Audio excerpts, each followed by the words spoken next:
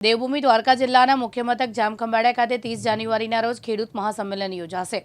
ગુજરાતભરના ખેડૂતોને તેમના હક માટે ઉમટી પડવા કિસાન કોંગ્રેસ ચેરમેન પાલ આંબલિયાએ હાકલ કરી છે। જમીનના માપણી સંપૂર્ણ રદ કરવાના ઉદ્દેશ સાથે ખેડૂત મહાસંમેલન યોજાશે। ચાલુ વર્ષે 272% વરસાદ નોંધાયો છતાં ખેડૂતોને કોઈ રાહત મળી નથી। અમિત ચાવડા, જિગ્નેશ મેવાણી, લાલજી દેસાઈ, ઈશુદાન ગઢવી, હેમંત ખવા, વિક્રમ માડમ સહિતના ગુજરાતના દિગ્ગજો તેમજ ખેડૂતો આગેવાનો હાજર રહેશે। જય જગત, જય જવાન, જય કિસાન। ખેડૂત મિત્રો, દ્વારકા જિલ્લાના 239 ગામોમાં શક્ય એટલા મોટા ભાગના ગામમાં છેલ્લા 1.5 મહિનાથી ગામે ગામ જઈ અને જે ગામમાં 5 ખેડૂતો મળ્યા, 50 મળ્યા કે 200 ખેડૂતો મળ્યા, દરેકને એક વાત સમજાવવાનો પ્રયત્ન કર્યો છે કે જમીન માપણી રદ થાય એ એકમાત્ર ઉપાય છે। એના સિવાય ભૂલ સુધારણા અરજીના આધારે સરકાર ગામના નકશામાં અસર આપતી નથી, એટલે એ સુધારો અધૂરો છે। એની હારે હારે 2016-17નો પાક વીમો દ્વારકા જિલ્લામાં કલ્યાણપુર તાલુકામાં સરેરાશ 49%, દ્વારકા તાલુકામાં સરેરાશ 93%, ભાણવડ તાલુકામાં સરેરાશ 85% અને ખંભાળિયા તાલુકામાં સરેરાશ 80% પાક વીમો થાય એમ હતો, જે પાક વીમા કંપનીઓએ આપ્યો નથી। એનું 2018થી હાઈકોર્ટમાં લડત ચાલે છે। સાથે સાથે દ્વારકા જિલ્લામાં ચાલુ વર્ષે છેલ્લા 50 વર્ષમાં વરસાદ નથી થયો, એટલો વરસાદ થયો છે। એ મુજબ સરકારે ખરેખર ખેડૂતનું પાક ધિરાણ માફ કરવું જોઈએ, પણ કર્યું નથી। એટલે આ ત્રણેય માંગ જમીન માપણી સંપૂર્ણપણે રદ કરવામાં આવે, 2016-17નો પાક વીમો આપવામાં આવે અને ચાલુ વર્ષનું ખેડૂતોનું પાક ધિરાણ માફ કરવામાં આવે।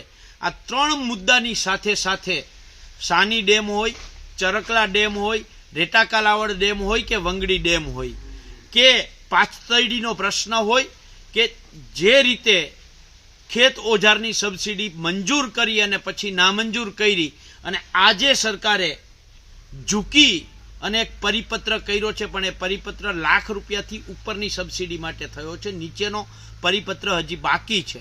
એટલે આ તમામ મુદ્દાઓને લઈ અને આપ સૌને દ્વારકા જિલ્લાના ખેડૂતોને તો વિનંતી કરું જ છું, હારે હારે બાજુના પડોશી જિલ્લા જામનગર અને પોરબંદર જિલ્લાના ખેડૂતો પણ વિનંતી કરું છું કે આ લડાઈ જમીન માપણીની લડાઈ દ્વારકાના એકની નથી।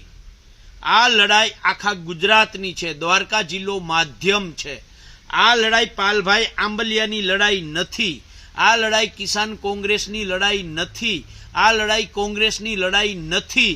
આ લડાઈ આપણા સૌની, ખેડૂતોની, આપણા હક અધિકારની, આપણી ખોટી જમીન માપણી, એના ખોટા દસ્તાવેજો એ રદ કરવાની લડાઈ છે। આપણો ખવાઈ ગયેલો પાક વીમા માટેની લડાઈ છે।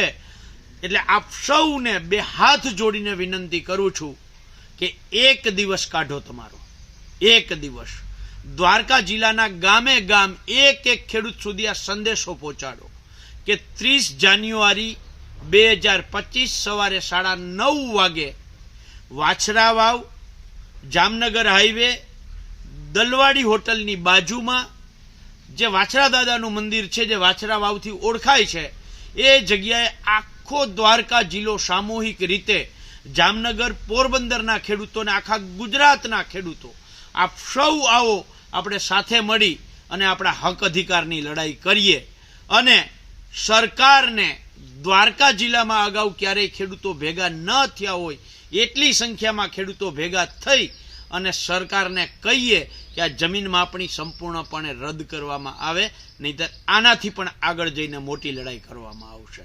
જયસુખ મોદી, દિવ્યાંગ ન્યૂઝ, જામખંભાળિયા, દેવભૂમિ દ્વારકા।